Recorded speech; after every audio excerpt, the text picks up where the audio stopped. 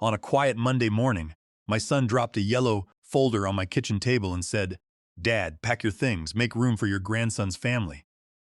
My wife, still recovering from spinal surgery, whispered, "This is our home." He ignored her and left.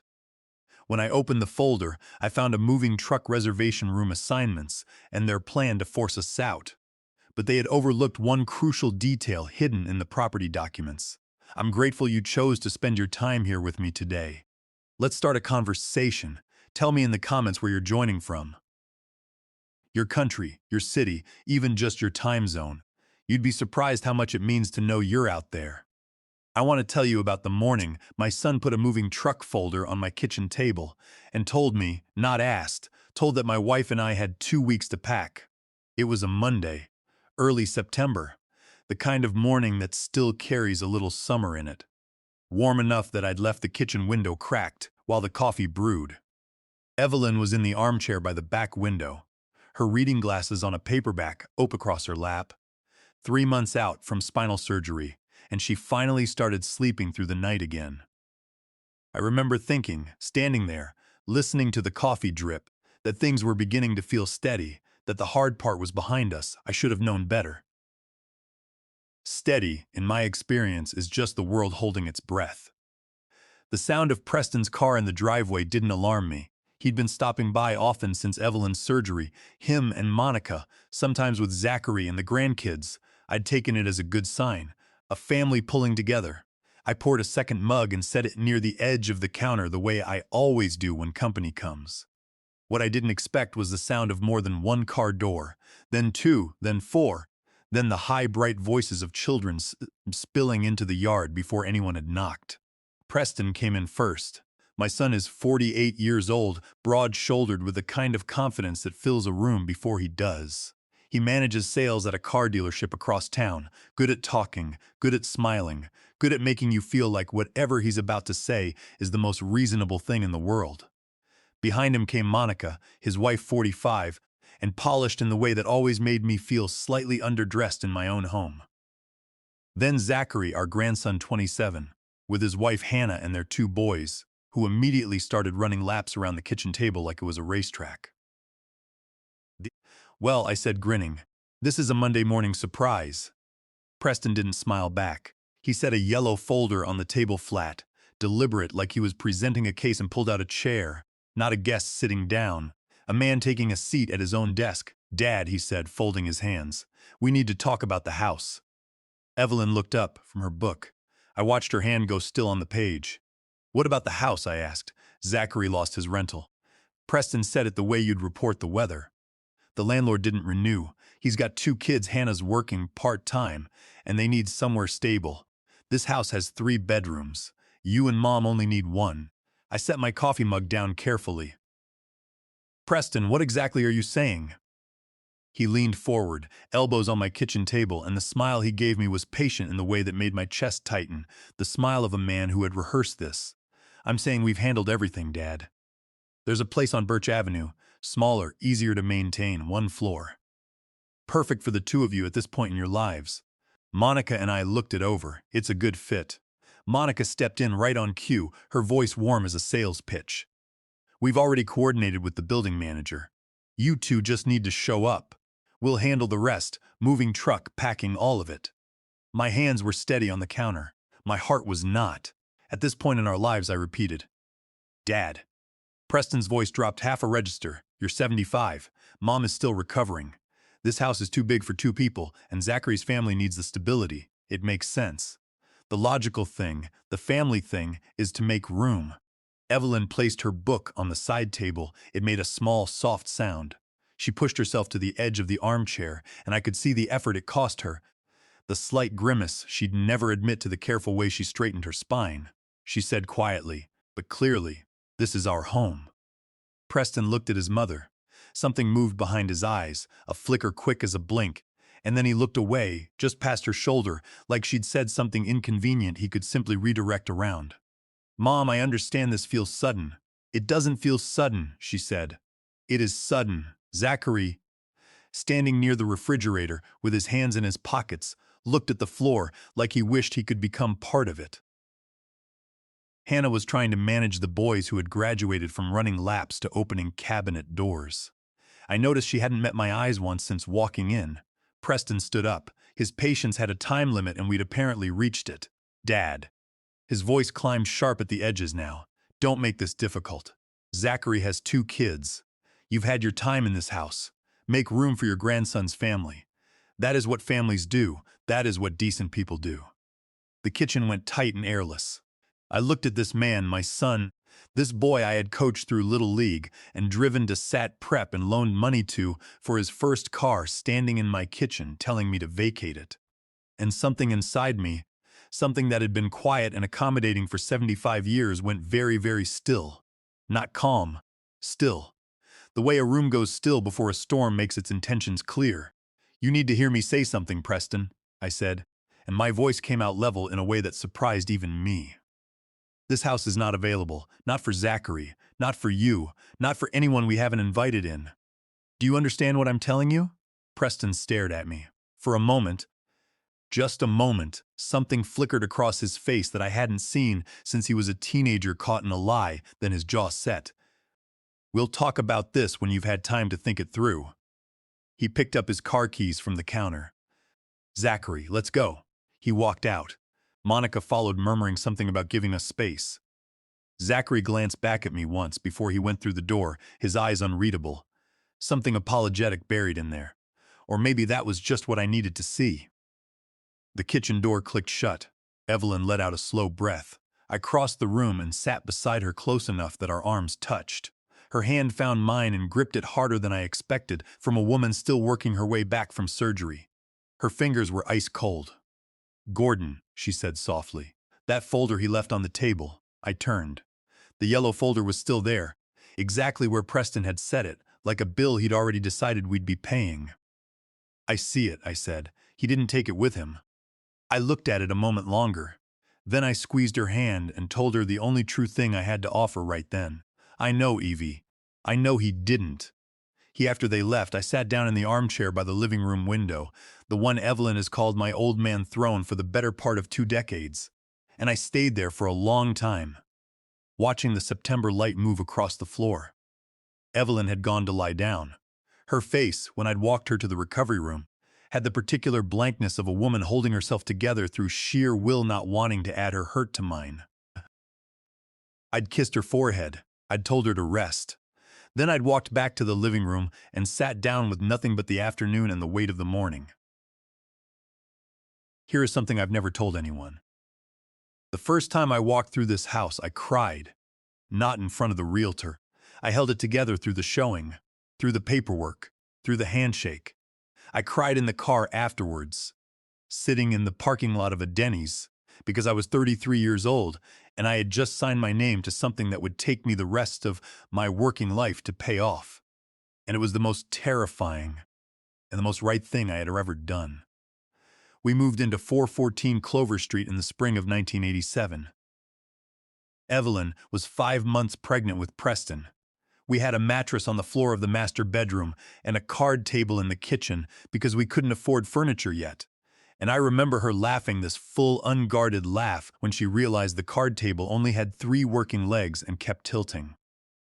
Gordon, she said, propping it up with a phone book. I believe this is the beginning of our empire. I'd worked the night shift at the Hartwell distribution warehouse for 11 years, by then managing inventory counting, logging, reconciling. Not glamorous work. Nobody gives speeches about it. But it was steady and it was honest, and every week I put a portion of that paycheck toward the mortgage, like I was making a promise because I was. We skipped vacations for 6 years straight. Evelyn sewed Preston's Halloween costumes instead of buying them. I drove a truck with a busted heater through 3 Ohio winters rather than take on a car payment. Every Christmas I worked the holiday shift so the guys with younger kids could stay home, pocketing the differential and adding it to a spreadsheet I kept like a second Bible. My chest aches now, remembering it not from grief but from the specific tenderness of a man looking back at a younger version of himself who had no idea what he was building. He just knew it was worth building. Then 1995 came, and the Hartwell plant went through its first round of cuts. I held on to my job by 3 months and a supervisor who vouched for me. But those 3 months were the closest we ever came to losing the house. 2 mortgage payments behind. Letters from the bank written in the careful language of people who are about to take something from you and want you to understand it's nothing personal. It was Evelyn who saved it. Her Aunt Eleanor had passed the year before the quiet woman. No children who'd lived in the same house in rural Pennsylvania her whole life and left behind a modest inheritance split among the nieces. Evelyn's share was enough. Not much more than enough. Just enough. I want to use it for the house. She told me that evening, both of us at the kitchen table, with the bank letters spread between us. Her voice was matter-of-fact the way she gets when she's already made up her mind and is just giving me the courtesy of hearing myself agree. Evie, that's your money. Your family's money, Gordon. She folded her hands. This house is my family's money. I couldn't argue with that, and I didn't want to. What neither of us thought about then, what we couldn't have predicted, was that using that inheritance to pay down the mortgage would eventually set something in motion. A conversation with Lawrence Vance, our family attorney, about protecting the property. A document signed in his office on a cold Tuesday. A decision we made quietly the way married people make the decisions that matter, without announcement, without asking permission, without telling a single soul who didn't need to know, but that's for later. What I want you to understand right now is what I was sitting with in that armchair on a Monday afternoon in September, while my son's car was no longer in the driveway. 40 years of night shifts.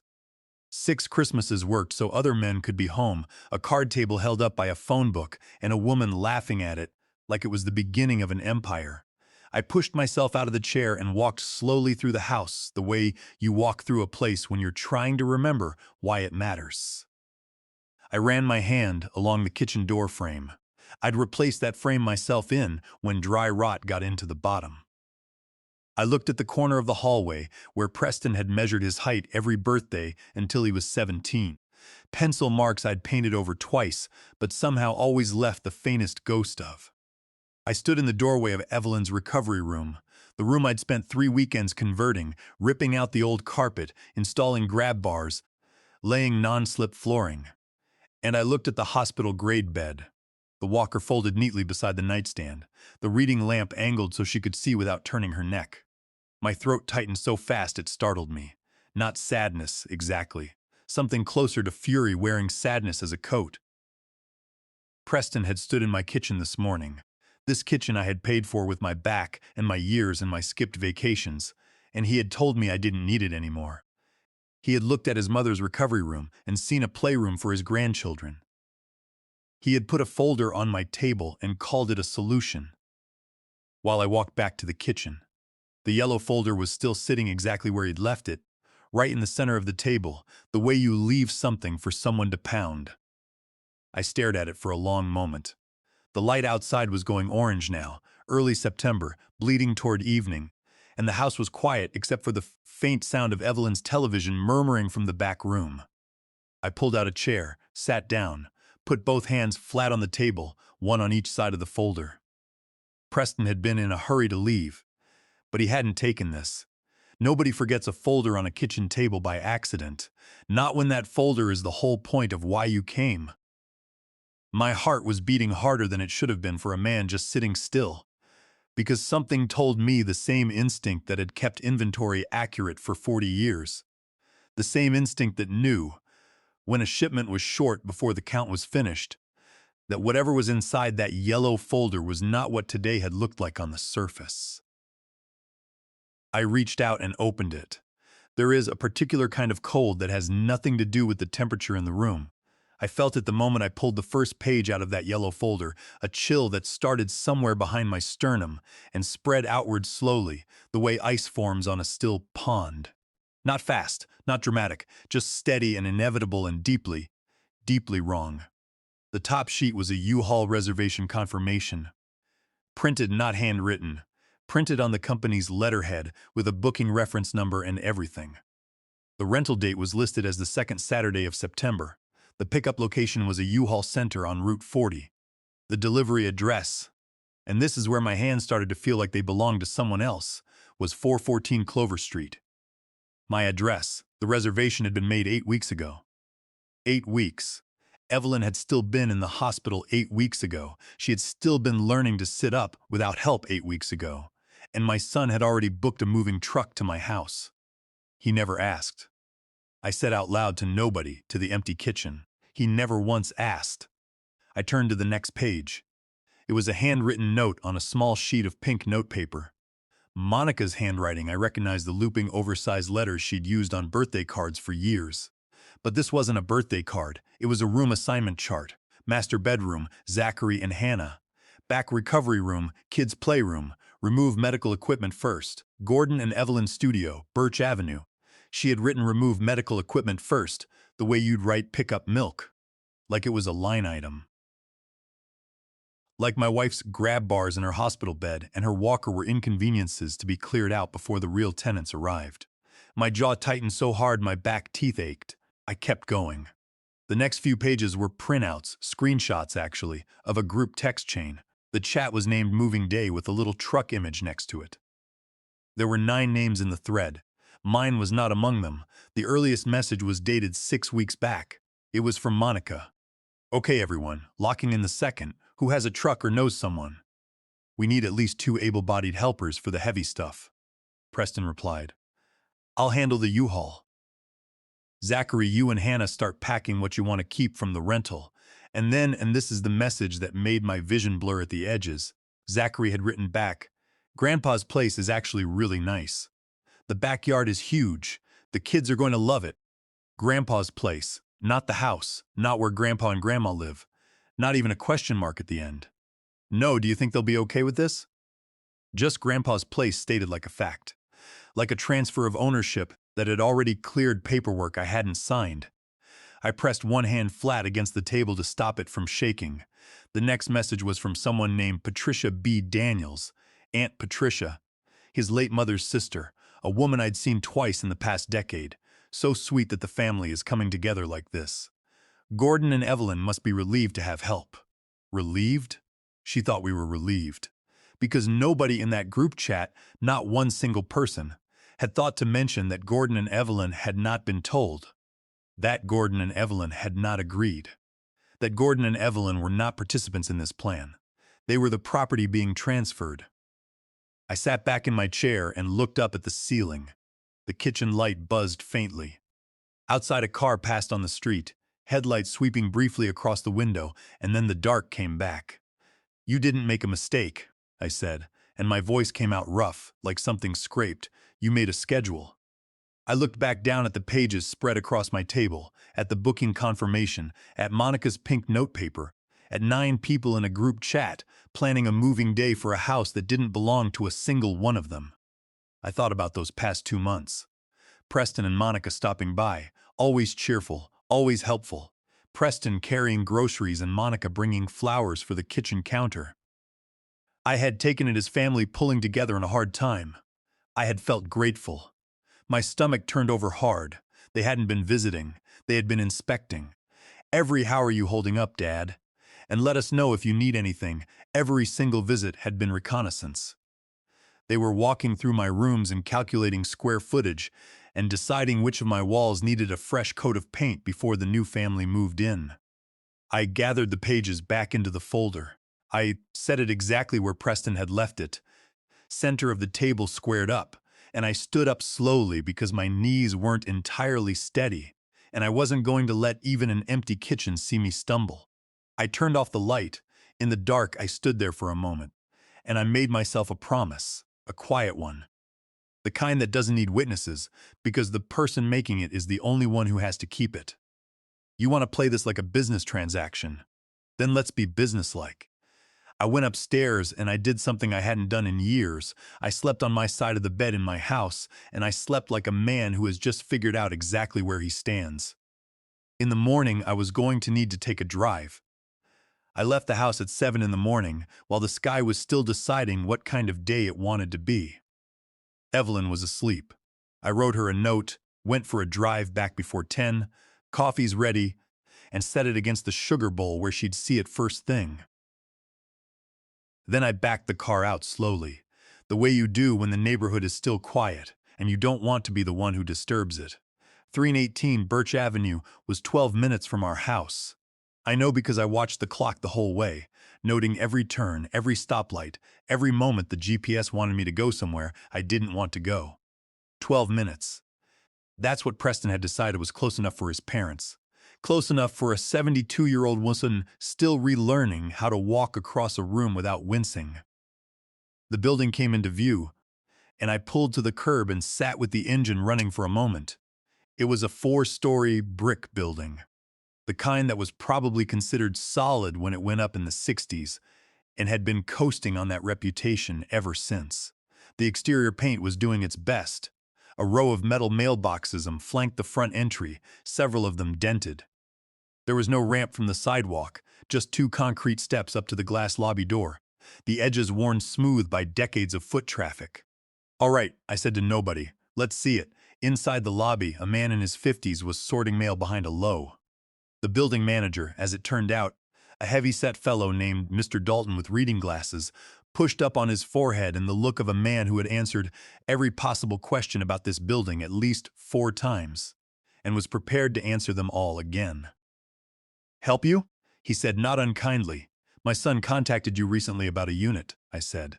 "Second floor. I'm Gordon Yates. I wanted to take a look." Mr. Dalton found the inquiry on his screen without much trouble. "Bennett, yeah. Unit 214. Your son called about 6 weeks back, put a hold on showing it. He came around the counter with a key fob. Elevator's out of service this week, so we'll take the stairs." "How often is it out of service?" I asked. He tilted his head. "Few times a year. Usually a day or two." I followed him up the staircase. 14 steps I counted, with a single handrail on the right side that wobbled slightly when I tested it. The hallway on the second floor was narrow, the carpet a shade of brown that had probably once been burgundy. Unit 14 was halfway down on the left. Mr. Dalton unlocked it and pushed the door open. "Good bones," he said, which is what people say about small spaces to make you feel better about them. The living room could fit a couch and a television if you didn't plan on walking around both at the same time.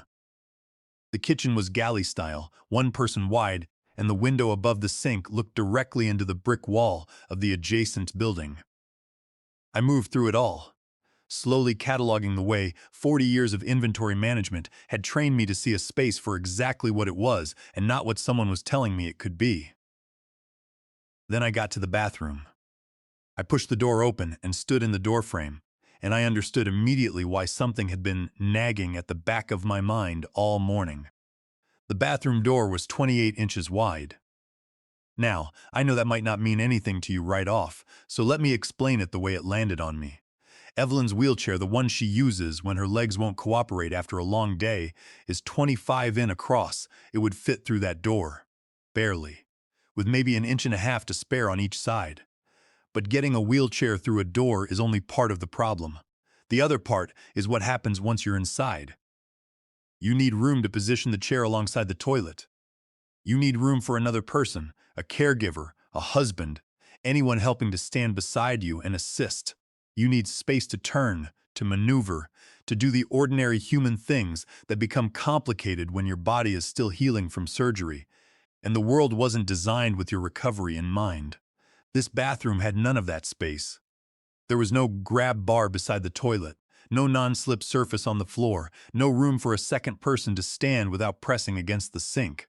A woman using a walker would have had to fold it in the hallway and hope for the best. "When did my son first reach out about this unit?" I asked, and my voice came out steadier than I felt. Mr. Dalton checked his phone. 6 weeks ago. Week of July 21st, 6 weeks ago. The same window as the U-Haul reservation, the same window as the group chat. Preston had called this building manager and put a hold on showing this apartment at the same time he was organizing a 9-person moving crew, and he had never said one word to me or to Evelyn. "Thank you, Mr. Dalton," I said. "I've seen enough." He walked me back down the 14 stairs and held the lobby door open. Outside on the sidewalk, the morning had warmed up a little, and a woman was walking a small dog past the building. And everything looked so ordinary that I almost couldn't reconcile it with the cold, specific fury settling in my chest. I sat in my car and put both hands on the steering wheel and looked at the building through the windshield. My son had looked at his mother, a woman, who had needed 3 weekends of renovation work just to use her own bathroom safely, and he had chosen her a second-floor unit with a 28-in bathroom door and a sometimes broken elevator. He had called it a solution. He had called it the right thing for this point in our lives. And the worst part, the part that made my hands tighten on the wheel until my knuckles went pale, was that he hadn't made a mistake. A mistake is what you make when you don't think it through. Preston had thought this through. He had measured it, priced it, put a hold on it 6 weeks in advance. He had looked at every detail of this apartment, including that bathroom door, and he had chosen it anyway. Which meant only one thing. He wasn't trying to take care of us.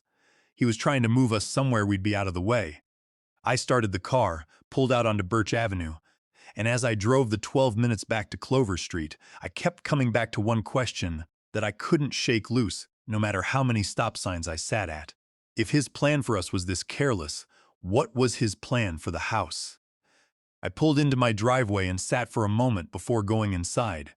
And that's when I looked up at the front door, at the key hook visible through the glass panel beside it, where I kept the spare keys. Something was different. Something I couldn't quite place yet, but I was going to figure it out before the morning was over. The front door barely had time to close behind me before I was standing at the key hook. I'd had that hook installed the first month we moved into Clover Street, a simple wooden rack with 5 pegs stained dark walnut hung beside the front window where the light hit it right.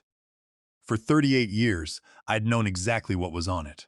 My car key, Evelyn's spare, the back door key, and 2 identical brass copies of the front door lock, one for emergencies, one for the neighbors we trusted. I counted what was there now, 4 keys, not 5. One of the brass front door copies was gone. My chest did something complicated, a slow squeeze like a fist closing around my heart one finger at a time. I counted again, still 4. I checked my own key ring, still had mine. I checked the hook beside the back door where Evelyn sometimes put things when her hands were full. Nothing. I found her in the recovery room sitting up in the adjustable bed with her physical therapy worksheet on her lap, the one Dr. Simmons had given her with the daily exercises. She looked up when I came in and something in my face must have told her this wasn't a casual check-in. "Gordon," she said. "What's wrong?" "Evie." I kept my voice soft the way you do when you're trying not to alarm someone who's already been through enough. "Did you give anyone a copy of the front door key recently?"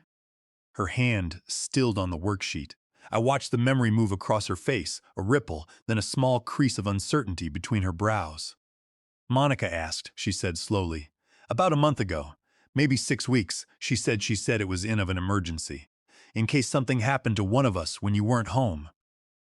Her voice dropped a half step. "Gordon, I thought you knew. I thought she'd mentioned it to you." I sat down on the edge of the bed beside her and took both her hands in mine. They were ice cold, the way they always get when she's worried and trying not to show it. I rubbed them between my palms and looked at her. "It's okay," I said. "You didn't do anything wrong, did I?" Her eyes searched my face, and the look in them, that particular mix of guilt and dawning understanding, made my throat go tight. "Gordon," she asked so nicely, "she said you two were getting older and she just wanted to be prepared." "I know, sweetheart." I squeezed her hands. "I know exactly how she asked." I kissed her forehead and went to the kitchen and called Preston. He picked up on the 3rd ring. His voice had that particular ease of a man who thinks he's managing a situation that is firmly under control. "Hey, Dad, everything okay?" "Does Monica have a key to this house?" I asked. A pause, short, barely a full second, but I'd spent 40 years counting inventory, and I know the difference between a man thinking and a man deciding what to say. "Mom gave it to her," Preston said. "For emergencies. You know how these things are, Dad. You're not always home. Mom's still recovering. It's just practical. When did she get it made?" I asked. "I don't know. A few weeks ago." "What's this about?" "What kind of emergency, son?" I said. "Requires a copy of my front door key that was made 6 weeks ago. The same week you booked a U-Haul to my address." The silence this time was longer, and in that longer silence, I could hear him recalibrating the gears, turning the salesman in him, searching for the angle that made this sound reasonable. "Dad, you're connecting things that aren't connected. Monica got that key because we care about you too. End of story." "Preston." My voice came out quieter than I intended, and somehow that made it sharper. You booked a truck to move us out of our house before you said a single word to us. Your wife has a copy of my front door key. I just drove 45 minutes to look at an apartment with a broken elevator and a bathroom your mother cannot safely use. So, I'm going to ask you one more time, and I'd like you to think carefully before you answer. What exactly are you planning? His tone shifted. The warmth drained out of it like water down a drain, and what replaced it was something flatter, something that reminded me uncomfortably of a closing argument. I'm planning for the future, Dad. Someone in this family has to. You want to hold on to that house forever, that's fine, but eventually reality catches up with everyone. We're trying to get ahead of it. You should be thanking us instead of treating us like the enemy. I see, I said. Good. So, I'll talk to you soon. I ended the call before he could finish the sentence. I set the phone down on the counter and pressed both palms flat against the cool laminate and stood there breathing steadily until the urge to put my fist through. Something passed. Monica hadn't borrowed that key. She hadn't asked for it out of concern. She had acquired it the same week the truck was booked, the same week the group chat started, the same week they put a hold on Unit 214 at 318 Birch Avenue. Every piece had been moved into place at the same time, and the key was just one more piece. They weren't preparing for an emergency. They were preparing for a takeover. I went to my desk in the study and found the magnet I'd put on the side of the filing cabinet 2 years ago. A local locksmith, Hendrickson and Son, that had rekeyed the back door when we lost a key at Christmas. I peeled it off and set it on the desk. I wasn't ready to use it yet. There were still things I needed to know first, things I suspected but couldn't prove. That evening I called my neighbor Oscar Miller. He picked up on the second ring, which was typical of Oscar. He was the kind of man who picked up his phone the way other men picked up a wrench. No hesitation. Ready to be useful. Oscar, I said, I need to ask you something about that security camera you put up on your porch. Oscar Miller has lived across the street from us for 22 years. He's 73, retired from the county roads department, and he grows tomatoes in raised beds along his south fence that never win anything at the county fair and taste better than anything you've ever bought at a grocery store. He is not a man who talks much, but when he does, he means every word of it. And when I showed up at his door at 7:30 Wednesday morning, he took one look at my face and said, "Come in, coffee's on." That's Oscar. No preamble, no wasted motion. He poured 2 mugs without asking how I took mine, because after 22 years he already knew, and he set them on the kitchen table and sat down across from me and waited. The camera on your porch, I said. How far does it cover? Front of my property, both directions on the street, and your driveway up to about 15 feet back. He wrapped both hands around his mug. Why? I told him. Not everything, not the folder, not Birch Avenue, not the key, just enough. I said I had reason to believe someone had entered my house without my knowledge on a specific day 3 weeks ago, a Tuesday morning, when I'd taken Evelyn to her follow-up appointment at the orthopedic clinic. I asked if he still had footage from that window. Oscar set his mug down.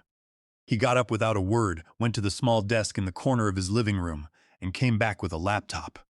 He opened it, navigated to a folder labeled by date, and turned the screen toward me. I keep 30 days, he said. I was going to mention it to you.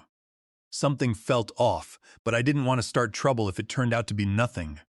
He clicked on the file. The footage was clear. Oscar had spent money on a decent camera, the kind that gives you sharp angles even in motion. The timestamp in the corner read 9:47 a.m. I recognized my own driveway. I recognized the maple tree at the edge of the property, and I recognized the car that pulled up and parked along the curb. Preston's car. My son stepped out first, and even through the camera's flat perspective, I could read his body language. Relaxed, unhurried, a man doing something ordinary. Monica came around from the passenger side. Then Zachary climbed out of the back. The 3 of them walked up to my front door. I watched Preston produce a key from his pocket, a key, and slide it into the lock without pausing, without looking around, without any of the hesitation a person shows when they're doing something that feels uncertain. The door opened. They went inside. The timestamp jumped. They were in my house for 47 minutes. My hands had gone cold somewhere around the moment I saw Preston produce that key. By the time the footage showed them coming back out, I couldn't have told you what temperature it was in Oscar's kitchen. Zachary came through the door last. He was holding something. Oscar zoomed in when he saw my expression. A retractable tape measure, the kind with the yellow casing, still extended like he'd been using it right up until he walked out the door. "Your grandson had a tape measure," Oscar said quietly. "Yes," I said, "he did." I watched Zachary snap the tape measure closed and slide it into his jacket pocket. I watched Monica tap something into her phone screen angled inward, the posture of someone reviewing photos she'd just taken. I watched Preston lock my front door behind him slowly, casually, the way you lock up your own place when you're heading out for the afternoon. My eyes were burning. Not from crying. I wasn't going to cry, not yet, but from the effort of keeping my face neutral while something inside me was cracking along a very old fault line. Oscar's voice was careful. "You doing okay?" "I'm working on it," I said. He nodded and clicked to the next file. "There's a second clip," he said. "Different day, 2 weeks ago. I almost didn't keep this one, but he shrugged. Like I said, something felt off. The second clip opened on a Saturday afternoon, mid-September. 2 weeks back, the timestamp said 2:14 p.m. This time there was no family car, just a dark blue sedan I didn't recognize parking where Preston's car had been. A man got out, 50s trim, wearing a blazer over an open-collar shirt. He stood on the sidewalk in front of my house for a moment, looking at the property. The way you look at something you're evaluating, taking it in from multiple angles, assessing. Then he walked up the front path, stopped short of the door, and turned to face the street. And I could see him clearly now. He had a small notebook open in his left hand. He was writing in it. He spent about 10 minutes outside walking the perimeter of the front yard, looking at the roofline, crouching briefly to check the foundation near the flower bed, jotting things down the whole time. Then he stood at the foot of the driveway and took several photos with his phone, including one from dead center of the sidewalk that framed the whole front of the house. Oscar had captured a clear shot of his face. "You know him?" Oscar asked. "No," I said. I took a screenshot. Oscar reached into the folder beside the laptop and produced a printed photo. He'd actually printed it, this careful, methodical man, and slid it across the table to me. I picked it up, looked at it, pressed it flat against the table with 2 fingers, the way you press something down when you're not sure what to do with it yet. "Oscar," I said, and my voice came out rough at the edges. "I owe you something for this." He shook his head. "You shoveled my driveway for 3 winters, when my back was bad, and you never once mentioned it. Call it even." He closed the laptop. "What are you going to do?" I tucked the printed photo into my shirt pocket right against my chest. "I'm going to find out who this man is," I said. "And then I'm going to call my attorney." Oscar walked me to the door. He put a hand briefly on my shoulder, just a moment, the way men of our generation show the things we don't have words for, and then he stepped back.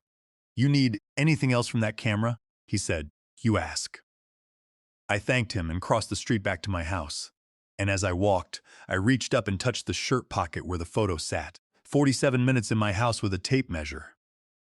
A man with a notebook studying my roofline. Whatever Preston had set in motion, it was further along than I had understood yesterday. And I had a feeling that the folder on my kitchen table, the one that had started all of this, was only the surface of something that went much, much deeper. Preston called Thursday morning and asked if he could come by to talk things through like adults. I said yes, and I meant it not because I'd softened, but because there are things you can only learn when the other person believes they still have the upper hand. I'd spent 40 years in a warehouse, knowing exactly which vendors were shorting the shipments, and the best way to catch them was to let them keep sending the trucks. He arrived at 2 in the afternoon, tie-loosened jacket over his arm, wearing the particular brand of relaxed confidence that I'd watched him cultivate since his 20s. The look of a man who has already won and is just waiting for the paperwork to catch up. He clasped my hand at the door, firm and warm. "I'm glad you're willing to sit down. I think we got off on the wrong foot Monday and I want to fix that." "Come in," I said. "Evelyn's in the back." We settled in the living room.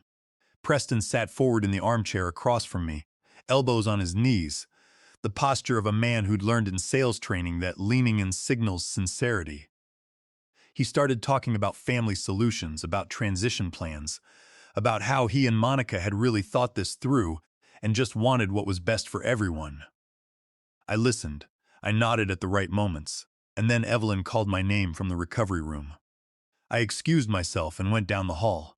She was sitting up in the adjustable bed, and her right hand was extended toward the far corner of the room, trembling slightly, not from her condition, but from something else entirely. Something that put a hard, cold edge in her eyes that I hadn't seen since the day she'd confronted Preston's third-grade teacher about a grading dispute. "Gordon," she said, keeping her voice low and even. "Did you move my walker?" I looked. The walker was in the far corner, angled against the wall, not where I'd left it Tuesday night, flush beside the nightstand where she could reach it the moment she sat up. Someone had pushed it 4 feet away. I crossed the room and brought it back, set it exactly where it belonged. Then I looked around the room, the way I looked at a warehouse floor after a long weekend, methodically corner to corner, measuring what was different. The pencil marks were on the wall beside the window. 2 thin vertical lines and 1 horizontal, faint enough that you'd miss them if you didn't know what measuring marks looked like. I knew exactly what they looked like. I'd made 10,000 of them. Someone had stood in this room, my wife's recovery room, the room I'd built for her, with a pencil and a tape measure, and mapped it out. The photo album on the shelf had been moved too. I'd kept it on the left side for 11 years, I knew, because Evelyn's reading lamp sat on the right and the album balanced the visual weight of the shelf. It was on the right now, slightly askew. Like someone had pulled it out, looked through it, and replaced it without caring about the detail. My jaw tightened until I felt it in my back teeth. I went back to the living room. Preston was on his phone texting with his thumb, but he pocketed it quickly when I came in and resumed his expression of concerned attentiveness. "Preston," I said, and I kept my voice steady through an act of will that cost me more than I'll admit. "When you were in this house 3 weeks ago, what did you do in the back room?" He didn't flinch. I'll give him that. The salesman's training held. "I don't know what you're talking about, Dad. We stopped by to check on Mom. That's it." "With a tape measure?" Something moved behind his eyes, then a quick recalibration, like a compass needle swinging to find north. His jaw shifted. "We were just getting a sense of the space," he said, and his voice had gone carefully neutral. "The way you make your voice when you know you've been caught. But you're betting, the other person can't prove it. Planning ahead. Being responsible. That's what adults do. Being responsible." I let the word sit there between us for a moment. "You measured my wife's recovery room while I was taking her to a medical appointment. You moved her walker away from her bed. You went through our photo albums. And you're telling me that's being." His face had shifted into something harder now, the charm sliding off like a mask that had gotten too heavy to hold. "Dad, you're being paranoid. We came to help. If you're going to treat every visit like an investigation, then maybe this family needs a serious conversation about whether for you two are actually capable of managing this property on your own anymore." The words hit like a flat hand across the face. Not because they were true.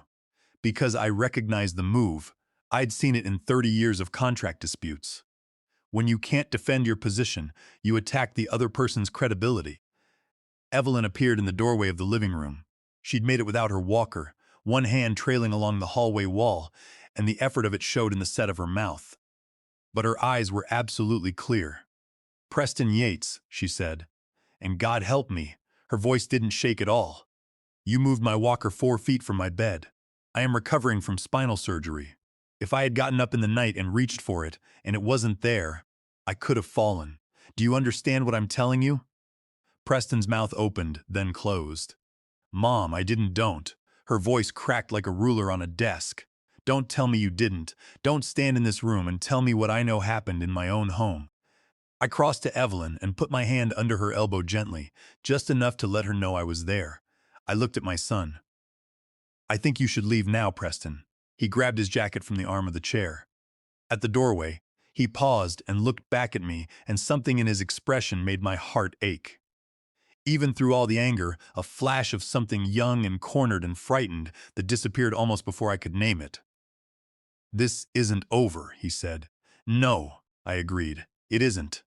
He left. I stood at the window and watched his car pull away from the curb, and Evelyn stood beside me with her hand in mine, and I could feel her pulse going too fast in her wrist.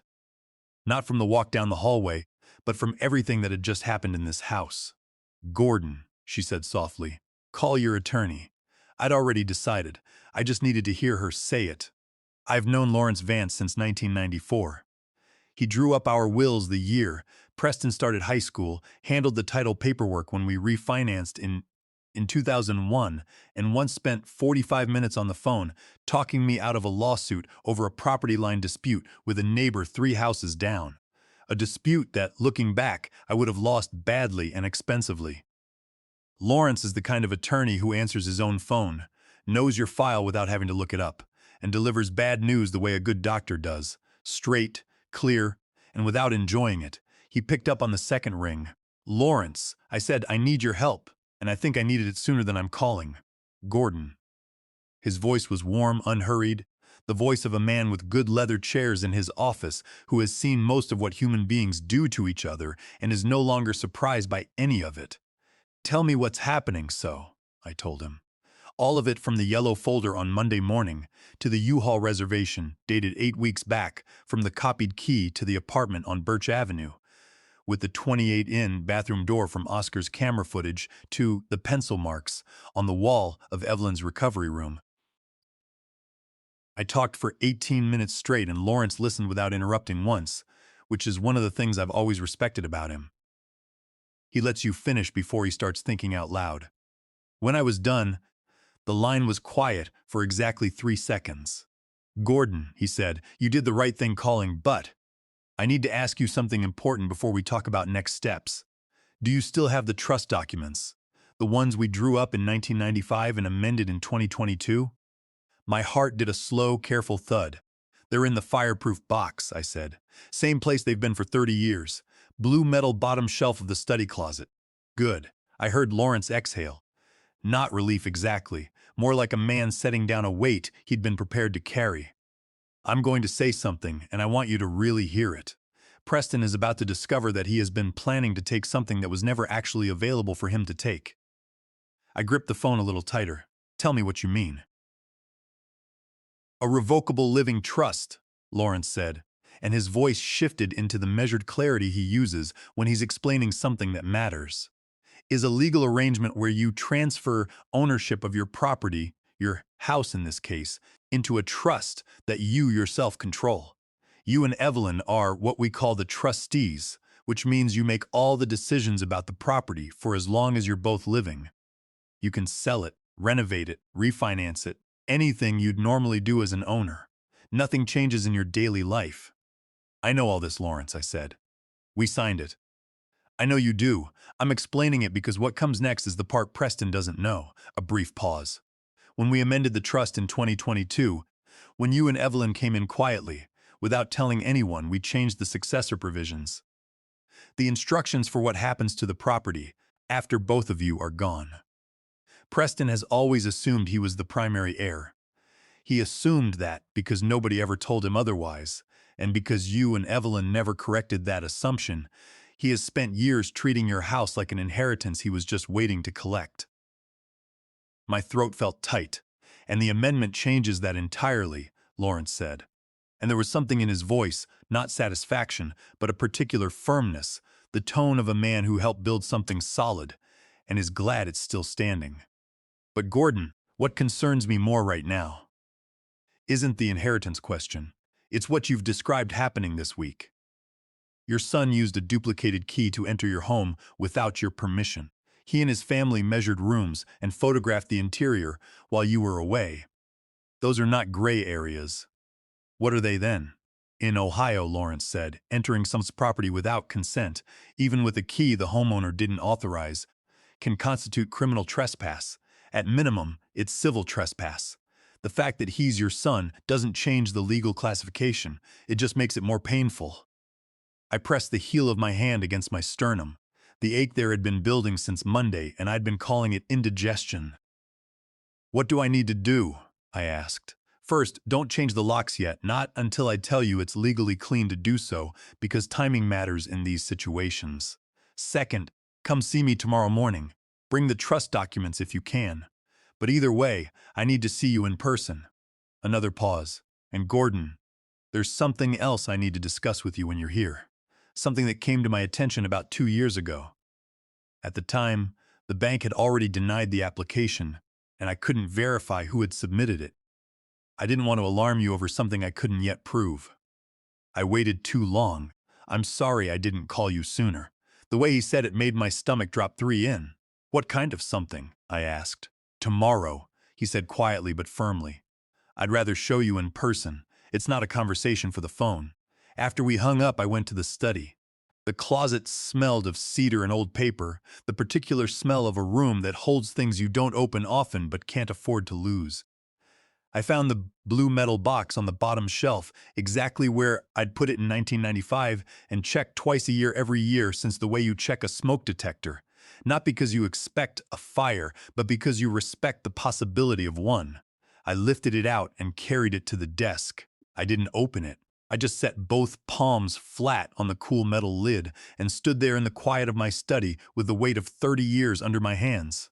Preston had been in this house with a tape measure. He had plans for these rooms, these walls. This life Evelyn and I had built together across 5 decades. What he didn't know, what he had never once thought to ask about, was what was inside this box. Tomorrow morning, Lawrence was going to show me something I wasn't sure I was ready to see. But tonight, I had my hand on the one thing in this whole situation that no one could take from me without my signature. And my signature wasn't going anywhere.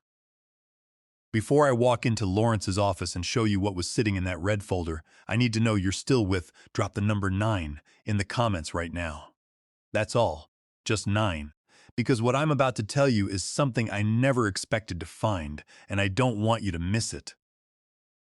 A note, the story continuing from here contains some fictionalized elements shaped for storytelling and educational purposes. If that's not for you, this is a good place to step away. No hard feelings at all. Lawrence's office smells like old paper and good coffee. Not the kind of coffee that comes from a pod machine, the real kind. Brewed in a pot that's been sitting on a burner since 7 in the morning. Strong enough to hold a spoon upright. I've been in that office a dozen times over 30 years, and it always smells exactly the same. And that consistency on a Friday morning, when everything in my life felt like it was shifting under my feet, was more comforting than I could have expected. Lawrence was already at his desk when his assistant showed me in. He stood up to shake my hand. He's always done that, every single visit, never treated me like anything less than a man worth standing for, and gestured to the chair across from him. "How's Evelyn?" he asked, pouring me a mug without being asked. "Stronger than she looks," I said. Which has always been true. He nodded, and something moved through his eyes, a warmth brief and genuine. Then he set down his own mug and reached for a folder on the corner of his desk. Not the blue one I recognized as our trust file. This one was red. "I want to start with what I promised to show you last night," he said. "And Gordon, I need you to brace yourself, because what's in here is going to make you angry. Rightfully angry, and I want you to let yourself feel that, and then set it aside, because what matters is what we do with it, not what it makes us feel." I put both hands flat on my knees. Lawrence opened the red folder and slid a document across the desk. It was a mortgage refinance application. The property listed was 414 Clover. The borrower's name was Gordon James Bennett. The date on the application was March 2021. I had never seen this document before in my life. "I didn't file this, Tom," I said, and my voice came out quieter and more controlled than I felt the way it does when the thing you're looking at is so far outside what you expected that your brain needs an extra moment to accept it as real. "No," Lawrence said. "You didn't." He pointed to the signature line at the bottom. Someone had signed my name there, Gordon J. Bennett, in handwriting that was close but not quite right. The J slightly different from the way I've written it for 75 years. The loop of the B a little too wide. The application was submitted to First Alliance Bank in March of 2021. Lawrence said, his voice careful and measured, the loan amount requested was $340,000 secured against your home. The disbursement account listed was not yours. He paused. The bank's fraud detection flagged the signature as inconsistent with your account records. A loan officer named Patricia Vance. And I want you to remember that name, because she may well have saved your home. Compared the signature on this application with the signature on your original mortgage from 1987 and your refinance documents from 2001. They didn't match. I was gripping my own kneecaps without realizing it. My knuckles had gone white. The application was denied, Lawrence continued. The bank sent a written notice to your home address. That letter never reached you. I only learned about this because Patricia Vance, following bank protocol, called me as the attorney of record on your property. She'd found my name in the original title paperwork. She told me what had happened. She asked if I wanted to pursue it further. He folded his hands. I should have called you immediately. I convinced myself it was better to wait to see if it was an isolated incident, to gather more information first. That was the wrong call. I'm sorry, Gordon. I picked up the application with both hands and looked at my name written by someone else on a document I never signed, requesting $340,000 against the house Evelyn and I had paid for across 4 decades. My eyes burned. Not sadness, something hotter, something that started in my chest and radiated outward into my arms and my jaw and the backs of my hands. In the United States, Lawrence said, and his voice was gentle but precise, submitting a fraudulent signature on a mortgage application is bank fraud under federal law. It carries significant criminal penalties. I'm not telling you what to do with that information. I'm telling you so you understand the full picture of what you're dealing with. I set the document down. I breathed in through my nose and out through my mouth the way the VA cardiologist had shown me after my blood pressure scare 3 years ago.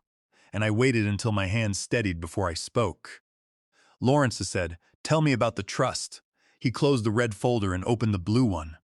Our trust documents, the original 1995 version, and the amendment we'd signed in his office on a cold Tuesday in February 2022. Just the two of us, Evelyn and I, without telling a single person we were coming. When you and Evelyn amended the trust 2 years ago, Lawrence said, you changed the successor provisions, the instructions for under the original 1995 version, Preston was the primary beneficiary. Under the 2022 amendment, he turned the document toward me and pointed to a paragraph near the bottom of the second page. The property is to be sold after the death of both trustees, and the proceeds placed into an educational fund for your great-grandchildren, administered by an independent trustee appointed by this office. Preston receives nothing from the property. The room was very quiet. He doesn't know, I said. He has never been told, Lawrence confirmed. He has assumed for 30 years that your home was his eventual inheritance. That assumption was never corrected, and so he built his plans on top of it, plans that, as you've described this week, have become increasingly aggressive. I thought about Preston standing in my living room Monday morning with that easy, practiced confidence. The leaning forward, the clasped hands, the voice of a man presenting a done deal. He hadn't just been arrogant, he'd been operating on information he thought was solid. He believed the house was already his, yes. Lawrence looked at me steadily, and now we're going to show him it never was. He walked me through the next steps, what to document, what not to do, yet how to time the lock change legally. We talked for another 40 minutes. By the time I stood up to leave, the red folder was in a secure file in Lawrence's cabinet, the trust documents were back in my hands, and something that had been sitting loose and jangling in my chest for a week had clicked into place. I thanked him at the door. Gordon, he said, one more thing.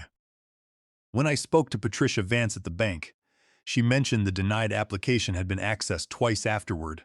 Someone checked the status online using your account login credentials. My hand tightened on the doorframe. Someone was watching to see if it went through, I said. That's what it looks like. Lawrence, drive carefully, and call me the moment anything changes. I drove home with the trust documents on the passenger seat and a specific settled kind of fury in my chest, not the hot, ragged kind that makes you say things you regret. The cold kind. The kind that knows exactly what it's going to do and is simply waiting for the right moment. When I turned onto Clover Street and pulled into the driveway, I could see Evelyn through the front window. She was sitting at the kitchen table, both hands around a mug of tea, an envelope on the table in front of her. She wasn't reading, she wasn't looking out the window. She was waiting for me with the particular stillness of a woman who has been carrying something alone and has finally decided the time has come to put it down. She looked up the moment I came through the door. Not startled. She'd heard the car in the driveway. She'd been waiting for the sound of it. Evelyn has always had that particular awareness of me, the way you develop radar for the person you've spent 52 years beside. She can tell the difference between the way I close a car door when the day went fine and the way I close it when it didn't. This time she'd heard both the controlled click of a man keeping himself together, and her eyes were already reading my face before I'd set my keys on the hook. The envelope sat on the kitchen table between us like a third person in the room. It was letter-sized, plain white, Preston's handwriting on the front. Not Mom and Dad, but just Mom in the careful cursive he used when he wanted something. A paper-clipped stack of documents showed at the top where the flap wasn't fully sealed. "Evie," I said, pulling out the chair across from her and sitting down slowly. "What is that?" Her hands tightened around the mug.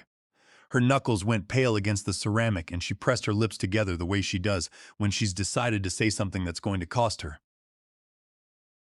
"He came in July," she said. "A Tuesday. You were at the VA clinic for your annual checkup. I didn't know he was coming. No call, no text. He just pulled up and knocked." My chest tightened. "Preston came here alone in July. He sat right there." She nodded at the chair beside her. "He was so gentle about it, Gordon. That's the thing I keep coming back to. He was gentle and warm, and he called me Mom, and he said he was worried about us. He said you'd been more forgetful lately."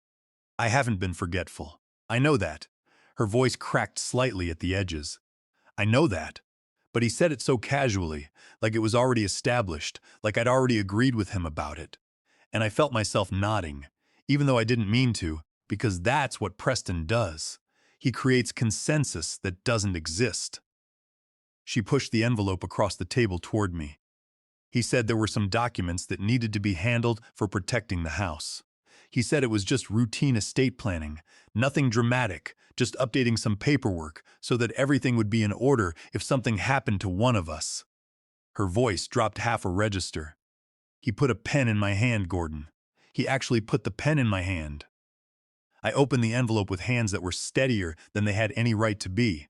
Inside was a 2-page document, a deed transfer form pre-filled. The transferring party was Gordon and Evelyn Bennett. The receiving party was Preston R.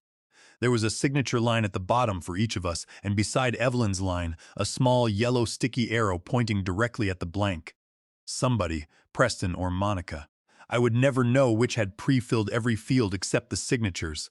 They had done the paperwork. They had done all of it. All they needed was Evelyn's hand on a pen. My vision went slightly blurry at the edges. Not from tears. From the effort of keeping the rage contained inside my body where it belonged, instead of letting it out into the kitchen where it would accomplish nothing. "Did you sign?" My voice came out in barely a whisper. Evelyn shook her head, and the relief that moved through me was so physical it felt like my spine had liquefied. "I asked him what exactly I was signing," she said. "I told him I needed to understand it before I put my name on anything. He got impatient, not yelling, but that tight-jawed impatient. He gets the kind he thinks nobody notices." She straightened slightly in her chair, and, despite everything, I felt a surge of pure love for this woman who had sat across from her son with a pen in her hand and put it back down. "He said I was overthinking it. He said it was just paperwork. I said I wanted to talk to you first. He left angry." "He left angry," I repeated. "He said." She stopped, pressed her lips together again. "He said, 'Mom, I just need you to sign. It's not a big deal. You're making this harder than it needs to be.'" The pen that had been in her hand, the pre-filled deed. "I just need you to sign." I stood up and went to the window. Outside, the backyard was the same as it always was. The garden bed Evelyn couldn't tend this season. The birch tree I'd planted for her 40th birthday. The fence I'd replaced slat by slat 2 summers ago because I couldn't afford to do it all at once. But I could afford one slat at a time. 37 years of one thing at a time in that yard. "Why didn't you tell me?" I asked. And I kept my voice gentle when I asked it because I already knew the answer. And I needed her to hear that I understood it, not that I was hurt by it. She made a sound that broke my heart clean in half. Not quite a cry, not quite a laugh. Something caught between the two. The sound of a woman, who has been carrying a stone in her chest for 3 months and is finally allowed to set it down. Because of the way you're looking right now, she said. I could not watch you look at your son the way you're looking right now. Not then. I wasn't ready for it. I turned back from the window. She was crying now quietly, the tears tracking down her face without any drama, the way Evelyn cries when she doesn't want to make it about herself, but can't help it anymore. I crossed the room, and I put my arms around her carefully. The way you hold someone who is still healing, one hand on her back between her shoulder blades, the other against the side of her head, and I held her while she cried into my shoulder for a little while. You did exactly right, I said into her hair. You asked questions and you put the pen down and you held the line. You did exactly right. I should have told you sooner. You told me now. She pulled back and looked at me, eyes red, jaw set. What did Lawrence say? I looked at my wife, this woman who had been putting herself between me and pain for 52 years. Sometimes without even knowing she was doing it. Sometimes knowing exactly what she was doing. And I thought about what was in that red folder on Lawrence's desk, and the loan application with a forged signature and the trust document that Preston had never read and never thought to ask about. Lawrence said, I told her that everything is going to be all right. She held my gaze for a long moment, searching it for the reassurance she needed. Do you believe that? She asked. I picked up the pre-filled deed from the table, looked at the blank signature lines, looked at the yellow sticky arrow pointing at where Evelyn's name was supposed to go. I believe, I said carefully, that Preston made a very significant mistake, and I believe we're going to let him find that out for himself. That evening after dinner, the phone rang. It was our grandson, Zachary. And even though I almost didn't answer, even though the last thing I wanted that evening was another conversation that was going to cost me something, I picked up on the second ring.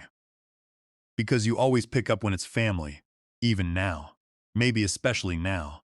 I took the call out on the back porch. The evening had cooled down the way September evenings do in Ohio, that particular in-between temperature where you don't need a jacket, but you're aware of the air on your arms, aware of the sky going that deep purple-gray that means the day is really truly done. Evelyn had gone to lie down after dinner. I was sitting in the old metal chair I'd had since 1998, the one with the slightly uneven leg that rocks if you lean left, and I was doing nothing in particular, which is something I hadn't allowed myself in a while. My phone buzzed on the armrest. Zachary's name on the screen. I looked at it for a moment, then I picked up. Grandpa? His voice was tight, like a man who'd rehearsed an opening line and then forgotten it the moment the call. Hey, I wanted to call. I'm glad you did, I said, and I meant it even then. How are the boys? They're good. They're good. I could hear a television somewhere in the background, low volume, the sound of a home in the evening. Grandpa, I wanted to say I'm sorry. About Monday, the way things went. It was a lot. It was another pause, longer this time. I let it breathe. Zachary had always been a boy who needed space to find his words, even at 7 years old, even at 17. You couldn't rush him, or you'd get the wrong ones. Can I ask you something? I said. Yeah, sure. What did your father tell you about this house before Monday? What did he say to you? I heard Zachary exhale a slow, shaky breath that told me the question had landed somewhere tender. He said you and Grandma had already worked it out, Zachary said. He said you were relieved, actually that the house was getting to be too much for you both, and that you were glad to have a reason to downsize. A beat. He said it was basically settled. That Monday was just logistic. My jaw tightened. Zachary, your grandmother and I have never agreed to leave this house. Not once. Not to your father, not to Monica, not to anyone. The silence on the other end of the line had a particular quality. The quality of a young man's understanding of something rearranging itself into a shape he didn't like. Oh, Zachary said. Just that one word. But I heard everything inside it. The specific crumbling sound of a 27-year-old realizing that the story he'd been handed was a fiction built to use him. Zachary. I kept my voice steady, kept it warm because this boy was not my enemy, and he never had been. I need you to hear me say this clearly. None of what happened Monday was your fault. You were told something that wasn't true, and you acted on it in good faith. That's on your father, not on you. His voice, when it came back, was rough at the grandpa. We were excited, you know. Hannah was excited. The kids were already talking about the yard and God. He let out a sound that was half groan, half something more broken than that. We were talking about their rooms. We had it all planned out, and I never even thought to call you myself. I just took his word for it. Because he's your father, I said. And fathers are supposed to be the word you can take. That one landed hard. I heard Zachary pull in a breath like something had caught in his chest. Can I ask you something now? He said. And his voice had gone quieter, more careful. How bad is it? I mean, is this fixable between you and Dad? I looked out at the backyard in the last of the September light, the birch tree Evelyn loved, the garden bed she couldn't tend this year, the fence I'd built one slat at a time. That depends entirely on your father, I said honestly. But Zachary, there's something I want to ask you, and I want you to be straight with me. How much do you actually know about why you lost the rental? A long pause, longer than the others. We got behind, Zachary said carefully. 4 months. The landlord filed. We moved out before it went further. And your father knew about this? Yeah, he knew. He said he'd help us figure something out. Zachary's voice changed, then something shifting in it, a note of dawning comprehension that made my heart ache for him. He knew for a while, actually. Before we even told Hannah's parents, he was the first person I called. I closed my eyes for just a moment. There it was. Preston had known about Zachary's housing crisis before the eviction was even filed. And instead of helping his son find a solution, instead of offering the deposit money I'd eventually offered, instead of helping Zachary negotiate with the landlord or find a new rental, he had held on to that information. He had kept it in his pocket like a card to be played at exactly the right moment. The moment being when he needed a reason that would make it impossible for me to say no. My grandson's family losing their home had not been the cause of what happened Monday morning. It had been the ammunition. Zachary, I said, and I kept my voice as gentle as I could manage, with the fury burning quietly behind my ribs. Your father did not tell you about our house because he thought it would help you. He told you because your situation made it harder for me to push back. Do you understand what I'm saying? The sound Zachary made then low, pain, the sound of something breaking quietly inside a chest that was trying very hard not to show. It was one I won't forget for a long time. Yeah, he said finally. I think I'm starting to. We talked for a few more minutes. I told him the deposit offer still stood, that when he was ready to find a place, I would help with first and last month. No conditions attached, no strings to. He said he needed to talk to Hannah. I told him to take his time. After we hung up, I sat with the phone in my hand and the September dark settling around me. And I thought about what it cost a man to use his own grandson as a prop in a plan he'd never explained to anyone. My phone buzzed again, a text message. Unknown number. 2 words and a link. Seeing this, I almost didn't tap it. But something about the timing coming right after Zachary's call, right after everything, made me. I found out later it was Oscar. He'd run the listing through a property alert he'd set up years ago for his own neighborhood, and my address had triggered it. He hadn't wanted to call. He thought I should see it first without his voice in my ear telling me how to feel about it. I tapped the link, and what loaded on my screen made my hand go cold, so fast I nearly dropped the phone. The page loaded slowly the way pages do on a phone when your hands are shaking slightly and you keep almost dropping it. It was a real estate listing. Clean design, professional photos. The kind of website that a company pays good money to make look trustworthy. The company name at the top read Quick Close Realty. Fast cash offers no hassle close in 14 days. The property in the listing was my house. 414 Clover Street. There was the maple tree in the front yard that I'd paid to have trimmed 3 summers ago. There was the porch with the slight sag on the left side that I'd been meaning to fix.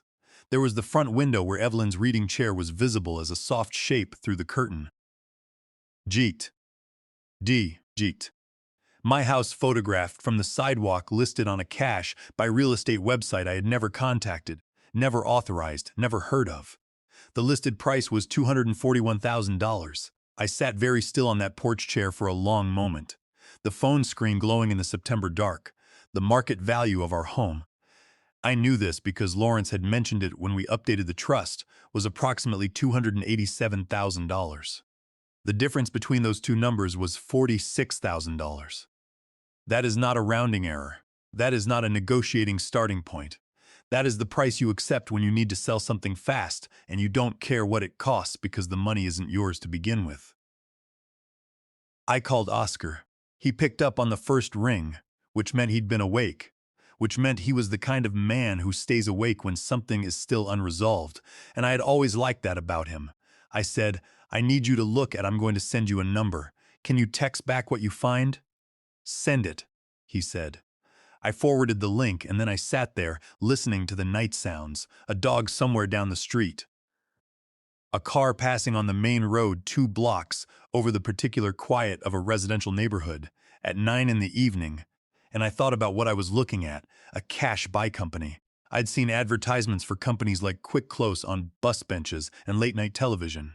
We buy houses as is, any condition, fast, close, guaranteed. They target people who need out quickly, divorces, foreclosures, estates. People who can't afford the time a traditional sale takes. They offer below market value, and they close fast. And for someone in genuine distress, that trade-off can make sense. But our house was not in distress. We were not in distress. We had not contacted anyone about selling. Someone else had contacted them on our behalf. Without our knowledge, without our consent. My phone buzzed. Oscar. That company, Quick Close Realty, has an office on Henderson Avenue. The agent listed on the page is Ray Mercer. Give me 2 minutes. I waited. The night air had gone properly cold now, and I hadn't moved to get a jacket because I couldn't make myself go inside yet. Couldn't make myself be in the house while this was sitting on my phone screen. Oscar's next message came through with a photo attached. It was a LinkedIn profile screenshot. Ray Mercer Real Estate. Professional Quick Close Realty specializing in quick close residential acquisitions in the greater Dayton area. The profile photo showed a man in his 50s, trim dark blazer, open collar, the same man who had stood in front of my house 2 weeks ago with a notebook. I stared at the photo for a long moment, then I called Oscar back. That's him, I said the moment he picked up. That's the man from your camera footage. The one with the notebook. I know, Oscar said, and his voice was tight in a way I hadn't heard from him before. Gordon, I looked up Quick Close. They're a legitimate company, but they move fast. Their standard process is seller contacts them. They send an agent to assess the property. They make a cash offer within 72 hours, close in 2 weeks. No listing on the open market, no realtor fees, no waiting. Ray Mercer came to assess my property, I said. 2 weeks ago, Oscar confirmed. Which means someone contacted Quick Close 2 weeks ago and presented themselves as authorized to sell your. And either Ray Mercer didn't verify ownership properly, or he didn't care to, I said. A beat of quiet between us. Then Oscar said carefully, if they close on a sale before you can stop it legally reversing, it gets very complicated. Even with the trust in place, you'd be looking at a court fight. I was already dialing Lawrence before Oscar finished the sentence. I told him I was sorry to call on a Saturday morning, and he said, don't be. And I told him about the listing and about Ray Mercer and about the $241,000 price on a $287. And the sound Lawrence made was the sound of a man whose worst professional suspicion had just been confirmed. Gordon, he said, this changes the timeline. Whoever contacted Quick Close, and I think we both have a strong sense of who that was planning to execute a sale immediately after removing you and Evelyn from the property. The 2-week moving timeline Preston gave you on Monday wasn't arbitrary. It's the Quick Close closing window. My throat had gone dry. They weren't planning to move Zachary in. I don't believe Zachary was ever the point, Lawrence said, and his voice was very measured, very deliberate. The voice of a man who has learned to deliver terrible information without flinching. I believe Zachary was the reason you would feel unable to say no. The actual plan was to have you and Evelyn out of the property, execute a quick sale at discount to clear Preston's debts rapidly, and present everyone with a fait accompli, a done deal before you had time to consult anyone. The yard in front of me blurred slightly. I blinked it clear. What do I do? I asked. You come see me Monday morning, and between now and then, you don't sign anything. You don't let anyone into that house, and you don't tell Preston what you know. Not yet. Gordon, I need to tell you one more thing. I've been doing some additional research on Preston's financial situation. What I found is going to be hard to hear, but you need to know the full picture before Sunday. Tell me Monday. My voice sounded steadier than I felt. Tell me everything Monday. After I hung up, I sat for another few minutes in the cold, the phone dark in my hand, my house behind me with its lights on, and Evelyn inside it, and 37 years of our life contained in its walls. And somewhere across town, my son had listed it for $241,000 and set a 2-week clock. I went inside. I locked the door, and I stood in my own hallway for a moment, hand on the deadbolt, feeling the solid resistance of the lock under my palm. It was still my lock for now. That was going to have to be enough for tonight. Lawrence had the folder open on his desk before I'd even sat down. Not the red one from Friday, a new one thicker. The kind of folder that takes a weekend to assemble, if you know where to look and who to call. He'd been busy. I could tell from the set of his shoulders, the slight tightness around his eyes, that a man gets when he spent 2 days reading things that made him angry on someone else's behalf. "Coffee?" he asked. "Please," I said. "Strong." He poured without comment, slid the mug across the desk, and sat back in his chair with the folder in his hands. He looked at me for a moment, the way Lawrence always looks at you before he says something difficult. Like he's giving you one last second of the world before it changes. "Gordon," he said, "what I'm about to show you is going to reframe everything you've seen this past week. I want you to hear all of it before you react. Can you do that?" "I've been doing inventory for 40 years, I said. "I can hold a number until you're done talking." He almost smiled. Then he opened the folder. "Preston's financial situation," Lawrence said, "is significantly worse than a man in his position should ever have allowed it to become. What I'm going to tell you comes from public court records, civil filings, and 2 judgment liens that have already been recorded at the county level, which means this is not private information. This is the public record of choices your son made over the past 4 years." He turned the first page toward me, a court filing case number visible at the top. The first debt is $67,000. This originated from a cryptocurrency margin trading account. Preston opened an A margin account means he was borrowing money from the brokerage to amplify his trades. If the trades go well, he makes more. If they go badly, he owes the difference plus interest. His trades went badly. The account was liquidated in March 2023, and the remaining balance, $67,000, was referred to a collections firm. That firm has since obtained a civil judgment against him. I kept my hands flat on my knees, flat and still. The second debt, Lawrence continued, turning to the next page, is $54,000 across 3 separate personal loan agreements signed between 2021 and 2023. 2 of the lenders are private finance companies. One is a credit union. All 3 loans are in default. 2 of the lenders have sent formal demand letters. The largest of these, $31,000, has a written deadline for payment of November 30th of this year. November 30th, less than 10 weeks from now. And the third, Lawrence said, his voice steady as a man reading weather reports for disasters that have already happened, is $62. In business credit card debt carried on cards issued in Preston's name but linked to his dealership sales account. The dealership is aware of this. They are in the process of determining whether his continued employment is viable. I did the arithmetic in my head the way I'd done arithmetic my whole working life. Quickly, cleanly, without sentiment. 67 plus 54 plus 62, $183,000. My son owed $183,000, and the deadline on the largest single piece of it was 8 weeks away. Gordon Lawrence leaned forward slightly. The sale of your home at quick closes offered price of $241,000. After their fees and closing costs would net approximately $210,000. That's enough to clear all 3 debts with money left over. The room felt very close suddenly. I reached for the coffee mug and took a long, slow sip just to have something to do with my hands. "Lawrence," I said, "tell me about Monica." He exhaled through his nose. "Monica is in my professional assessment, the architect of the timeline. The crypto account was opened at her suggestion. I found a text exchange Preston submitted as part of a dispute with the brokerage that references her recommendation. When the account collapsed, she was the one who began researching your home's market value.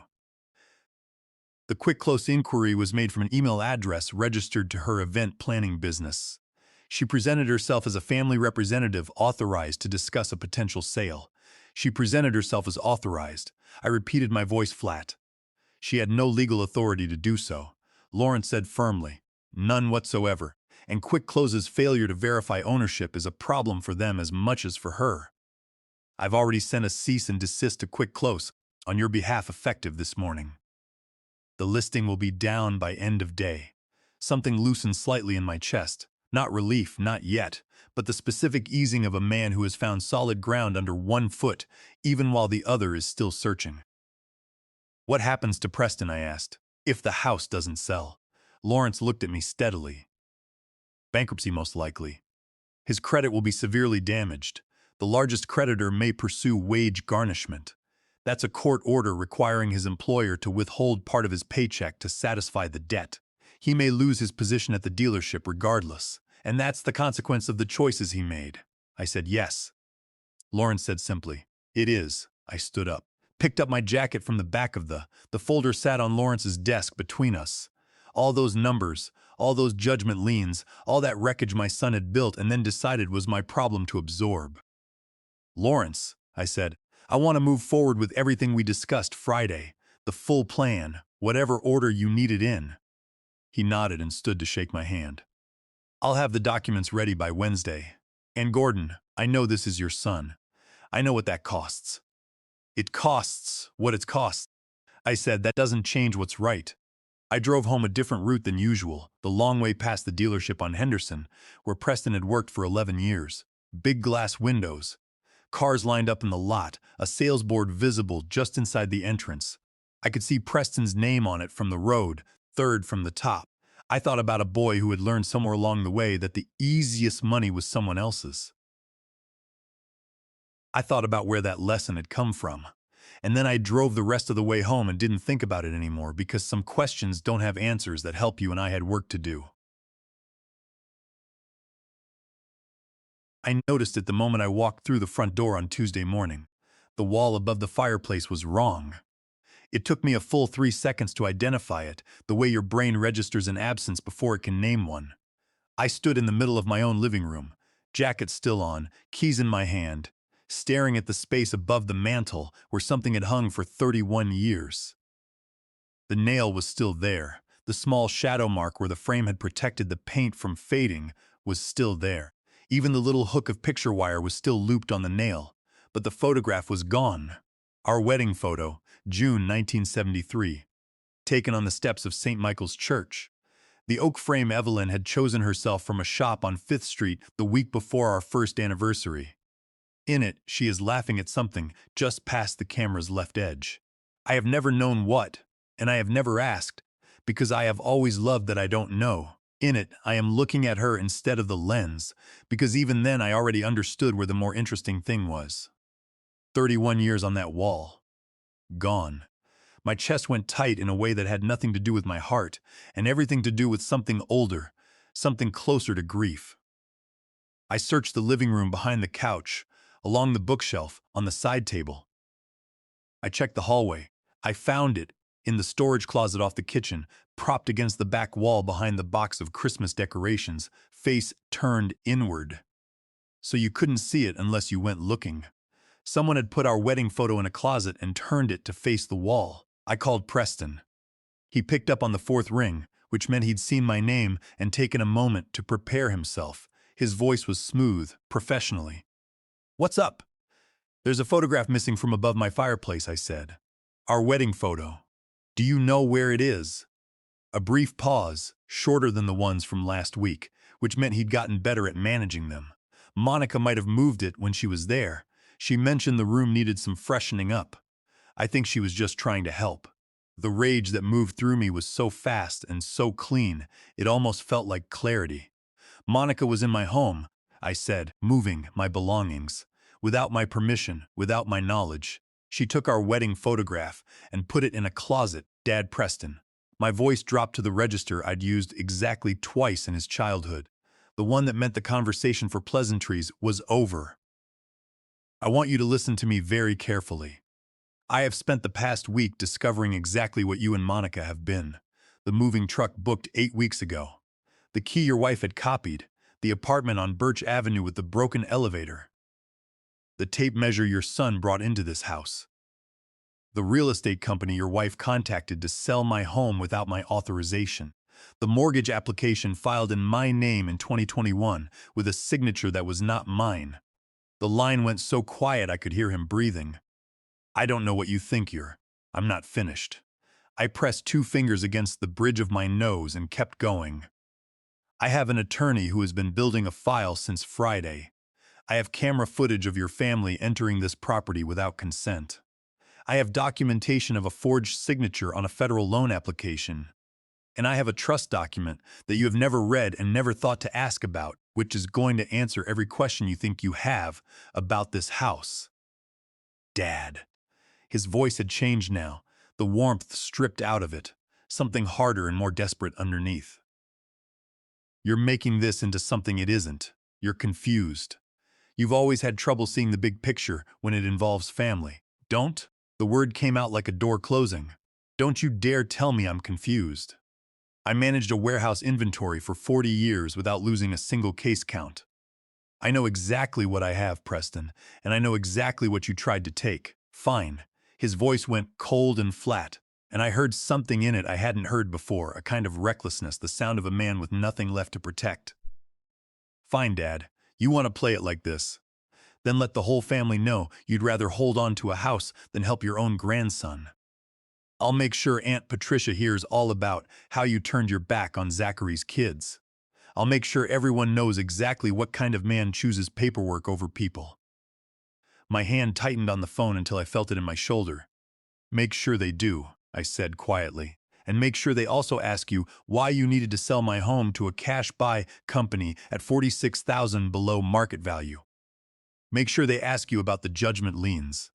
Make sure they ask Monica about the email she sent to Quick Close Realty from her business account. A long silence. Then, in a voice that had lost all its edges and sounded suddenly terribly young. How do you know about that? Because I pay attention, Preston. I always have. You just stopped believing I did.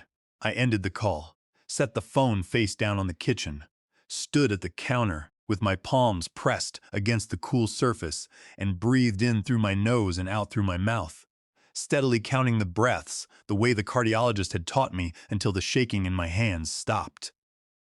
Evelyn appeared in the kitchen doorway. She'd heard my voice, not the words, just the tone, and she'd come. She was using her walker today, taking it slowly, but her eyes were sharp and present and entirely focused on me. Was that Preston? She asked. What did he say? I looked at my wife. At the woman who had put a pen down in July when everything in her wanted to trust her son. At the woman who had walked down a hallway without her walker to face him in our living room. At the woman whose photograph was currently leaning against a wall in my storage closet face inward. I went and got the photo. I brought it back to the living room and hung it exactly where it belonged. Adjusted it until the frame was level and stepped back to look at it. Evelyn standing beside me, her hand finding mine. She said, her voice low and certain. It's time. I squeezed her hand, went to my desk, pulled out a yellow legal pad and a pen that still had ink in it, and I started making a list. The legal pad had 7 items on it by the time I went to bed Tuesday night. I'd written them in pencil, not pen, the way I used to draft inventory reports before I committed them to the system, because pencil means you're still thinking. And I wanted to make sure every step was right before it became permanent.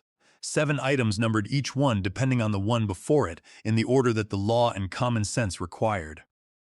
I started Wednesday morning with step 1. The locksmith arrived at 8:45. A young man from Hendricks & Son named Pete, who had the particular efficiency of someone who has changed a lot of locks for a lot of people and understood without being told that this was not a routine job. I walked him through the house, front door, back door, garage entry. 3 new deadbolts, bright brass, the kind that feels solid and final when you turn them. Pete also installed the video doorbell with the intercom speaker I'd ordered online Monday night, the kind where you can see who's at the door from your phone and speak to them without opening. You want me to show you how the app works? Pete asked, when he was done, screwdriver still in his hand. Please, I said, and he walked me through it on my phone, step by step the way a patient young man explains technology to a 75-year-old who is paying attention. When Pete left, I stood in my entryway holding the new keys, three of them bright and stiff, the old copies rendered useless as of 9:52 Wednesday morning. I held them for a moment longer than was strictly necessary. 40 years of working with inventory had taught me one thing above everything else: control what you can count. These keys I could count. 3. Mine and Evelyn's. Nobody else's. Step or two came Wednesday afternoon. I called a home care agency on the east side, one the V I had recommended 2 years ago, when Evelyn first started having back trouble, and arranged for a part-time caregiver named Linda to begin the following morning. Linda was 58, certified, experienced with post-surgical recovery patients, and available 3 mornings a week. I told the agency I needed someone reliable and discreet. They sent Linda. She arrived Thursday at 8, shook my hand at the door, introduced herself to Evelyn with the warm directness of a woman who has spent decades making frightened people feel safe. And within 20 minutes, she and Evelyn were discussing physical therapy exercises like they'd known each other for years. I watched from the doorway and felt something loosen in my chest that had been wound tight for longer than I wanted to admit. Evelyn had someone. Whatever happened Sunday, Evelyn had someone whose only job was her. Step 3 was Thursday morning. I drove Evelyn to Dr. Simmons, our family physician for 19 years. A quiet, precise man who has the rare gift of understanding what his patients are actually asking for, even when they're asking for something else. I told him what was happening. I told him I needed written confirmation that both Gordon and Evelyn Bennett were of sound mind and fully capable of making their own financial and legal decisions. Dr. Simmons looked at me over his glasses for a moment. Then he said, "I'll have it ready before you leave," and stood up to begin the assessment. He didn't ask why. He'd been a doctor long enough to know. The letter was 2 paragraphs, clear, clinical, signed, and dated. I folded it into the blue folder I was assembling. Step 4 was Thursday afternoon. The folder itself. I laid everything out on the kitchen table in the order Lawrence had specified. The deed to 414 Clover Street, the mortgage statement showing Gordon and Evelyn Bennett as sole obligors, a summary page from the trust document, 2 paragraphs, plain language, Dr. Simmons' letter, Oscar's footage on a USB drive, the screenshot of the quick close listing, Lawrence's cease and desist confirmation, a copy of the police non-emergency line request I'd filed Wednesday asking for a civil standby presence at my address Sunday morning at 9. I put everything in the blue folder and set it on the entryway table beside the new deadbolt. Step 5 was Friday Lawrence's office, 40 minutes going over the Sunday plan. Lawrence would arrive at 414 Clover Street at 9:15 with a notary and the full trust documents. 2 officers from the county's Elder Protection Unit had confirmed the civil standby, everything in order, everything documented. Walking out of Lawrence's office Friday afternoon, I stopped at the top of the steps and stood in the October air for a moment. The trees on the street had gone full-color reds and golds that had no business being as beautiful as they were, given everything else happening in my life. I thought about 40 years of choosing the easy thing, the accommodating thing. Every time Preston had pushed and I had shifted, every loan request I'd considered, every visit where I'd swallowed something that needed saying because I told myself it wasn't worth the conflict. I thought about how a man who always moves out of the way eventually teaches people that the way is always as clear. I wasn't angry at myself. There wasn't time for that, and it wouldn't have helped. But I made a note of it the way I'd make a note of a recurring inventory error. Not to punish the person who made it, but to make sure the system was different going forward. Saturday came and went quietly. Evelyn and I had dinner early. Linda had gone home. The house was ours, just ours, the way it had been before any of this started. At 9:15 Saturday night, my phone buzzed. Preston. "We'll be there at 9 like tomorrow, bringing the whole family." "Fresh start, Dad. Please be reasonable." I read it once, set the phone face down on the nightstand. And I did something I hadn't managed in 3 weeks. I slept. Deeply. Completely. The sleep of a man who has finished his checklist and knows exactly where everything is. Some preparations make you nervous. This one made me ready. I fed Evelyn breakfast at 7. Oatmeal with brown sugar, the way she's had it since before I knew her, and 2 cups of coffee with cream. We sat at the kitchen table the way we've sat at kitchen tables for 52 years. Her side, my side, the window between us letting in whatever light the morning decided to offer. That Sunday, it was gray and soft, the kind of October morning that feels like the world is holding very still. Neither of us talked much. There wasn't much that needed saying. We had said most of it already across decades of this exact table. And what remained between us now was the particular comfort of two people who have been through enough together that they don't need to narrate every moment of it. At 8 Life, I checked the intercom. At 8:15, I called Lawrence. He confirmed he was leaving his house in 40 minutes. At 8:30, I stood in the living room in my good shirt, the dark blue one Evelyn had given me for our 48th anniversary, and I looked at the room. The wedding photo was above the fireplace where it belonged. The blue folder sat on the entryway table beside the new deadbolt. The camera above the door was live, the feed open on my phone. Everything in its place. Everything counted. Evelyn came out of the back room in her good cardigan, the cream-colored one she saves for occasions, and settled into the armchair by the front window. She had her walker beside her, but she sat straight, chin up, the posture of a woman who has decided exactly how she intends to be seen today. "How do I look?" she asked. "Like someone who owns this house, She smiled at that, a real one, warm and a little fierce at the edges. At 8:51 I heard the engine before I saw the truck. A deep diesel rumble, turning onto Clover Street, the kind of sound that carries on a quiet Sunday morning, the way church bells carry. I moved to the front window and watched. The U-Haul took 2 passes to park. It was a large truck, the kind you rent when you're moving a whole household, and whoever was driving it misjudged the curb twice before getting it settled. That detail lodged in my mind, the way small details do when everything else is moving fast. They had rented a truck large enough for everything we owned. They had come prepared to empty my house completely. Preston's car pulled in behind it. Then Monica's SUV. Then a sedan I recognized as belonging to Aunt Patricia, Preston's aunt on his mother's side, a woman in her mid-70s who had always treated family loyalty as a competitive sport. They came out of their cars the way a coordinated effort looks when it's been rehearsed. Preston first, then Monica, then the rest moving with the quiet efficiency of people who believe the hard part is already done. I watched them arrange themselves on my property through the camera on my phone, and I felt something that surprised me with its steadiness. Not fear, not rage. Something closer to the feeling I used to get at the end of a long inventory count, when the numbers finally reconciled, a still complete kind of clarity. Across the street, Oscar's screen door creaked. He came out with his coffee mug and settled into his porch chair, facing our driveway. His face arranged in the careful neutrality of a man who is paying attention and making no secret of. He caught my eye through the camera and gave the smallest nod. Nobody knocked first. That was the detail I will carry with me longest. Preston went straight to the back of the U-Haul and lowered the loading ramp. The metal hit the pavement with a clang that echoed off every house on the block. Zachary and Hannah began pulling moving blankets from the truck bed. And then Monica, and I want you to understand exactly what this tells you about who she is, walked up onto my porch and pushed my screen door open with her foot.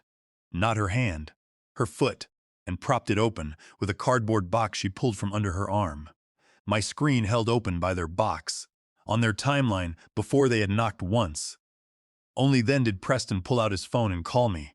I watched it happen on the camera, him raising the phone to his ear, his expression carrying that particular mix of confidence and calculation I had been watching for 48 years. My phone buzzed on the entryway table. His name on the screen. I let it ring 4 times, then I picked up. My voice came out level, unhurried. "Dad." His voice was warm, deliberately warm, the warmth of a man who has decided that tone alone can still turn this around. "Look out your window, everyone's here. It's time to do this, okay? Come open the door and we'll figure out the rest together. That's all you have to do." Through the camera, I watched him standing on my front walk phones to his ear, the truck behind him, and the family arranged around him like a stage set he'd spent weeks building. I watched Aunt Patricia step closer to the door. I watched Monica position herself beside the screen hand, resting on the frame like she was already interior decorator of a space that belonged to her. I watched Zachary stand at the base of the ramp, with a moving blanket in his arms and the look of a man who desperately wanted to be somewhere else. Evelyn said from her armchair, her voice quiet and absolutely certain it's time. I picked up the phone and walked to the intercom panel, and I put my thumb on the button. The intercom crackled. Through the camera on my phone, I watched the sound freeze everyone mid-motion. Monica's hand stopped on the screen doorframe. Aunt Patricia's chin lifted. The two boys looked up from the grass. Even Preston, standing at the base of the porch steps with his phone raised to his ear, went completely still. I pressed the button and spoke. Preston. My voice came through the outdoor speaker clear and unhurried, and I watched him flinch, a small, quickly controlled reaction. The flinch of a man who expected something softer. You said there's a piece of paper that decides who this house belongs to. You're right, there is. Preston's face broke into the beginning of a smile. The relieved, triumphant smile of a man who thinks he's about to hear what he came for. Good. So let's your name is not on it. The smile died instantly, like a light switch thrown. Monica's hand dropped from the doorframe. Aunt Patricia's arms tightened across her chest. Zachary set the moving blanket down on the truck ramp very slowly, like a man who suddenly didn't know what to do with his hands. Preston stepped up onto the porch, jaw set, eyes hard. Dad, stop playing games and open this door. That truck is costing money by the hour, and you are embarrassing this entire family. Lawrence Vance is turning onto Clover Street, I said. I suggest you wait. Lawrence's dark sedan appeared at the end of the block, precisely on cue, moving at the careful pace of a man who knows he is arriving at exactly the right moment. Behind it came a second car, and behind that a county cruiser, no lights, 2 officers in the front seat. Preston saw the cruiser, and his face went the particular gray of a man whose certainty has curdled into something far less comfortable. What the hell is this? His voice cracked half an octave. You called the cops on your own son. This is a family matter, Preston. Lawrence's calm voice carried from the front walk. I'd recommend you let me speak. Lawrence came up the path with Carol Briggs, a notary from his office, beside him. I opened the door just enough for both of them to step inside, then closed and locked it again. 2 minutes later, I opened it fully. I stepped out onto my own porch with Evelyn beside me in her walker, her cream cardigan bright against the gray morning, her spine straight as a fence post. Lawrence stood to my right. The 2 officers positioned themselves at the base of the porch steps, not threatening, simply present the way their presence reminds everyone exactly where the lines are.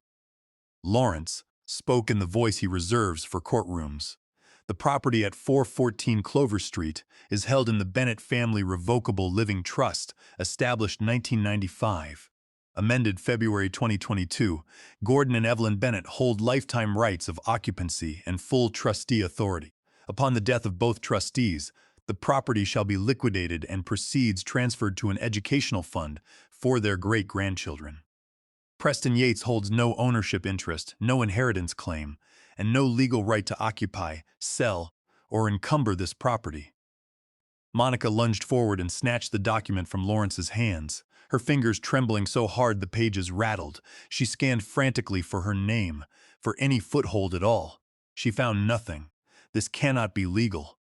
Her voice came out raw and jagged, stripped of every trace of the polished warmth she had arrived with. You cannot cut your own son out. He is your blood. The kind, Lawrence said without raising his voice, who owns his home. Aunt Patricia stepped forward. Gordon, you are destroying this family over a piece of paper, ma'am. The female officer spoke calmly from the ownership of this property is not in dispute. Everyone who is not the homeowner, please step back to the sidewalk. Preston hadn't moved. He stood in the middle of my front walk, his face stripped of all its architecture, the confidence, the polish, the 48 years of knowing how to present himself. What was underneath was something younger and far more frightened. When he finally spoke, his voice came out broken at the edges. Dad, I'm in serious debt. 2 weeks before the biggest creditor takes legal action, I didn't know what else to do. His eyes were wet, and watching my son cry still does something to my chest that nothing else reaches. I just needed the house. I just needed it to be over. I looked at him for the long moment. The boy I taught to ride a bike in this driveway, the man who put a pen in his recovering mother's hand and called it paperwork. You had choices, Preston, I said quietly.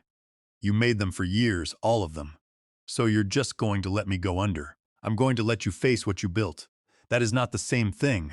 Zachary loaded boxes back into the truck alone, without being asked, the quiet movements of a young man carrying something that wasn't entirely his fault, but that he understood was now his to bear.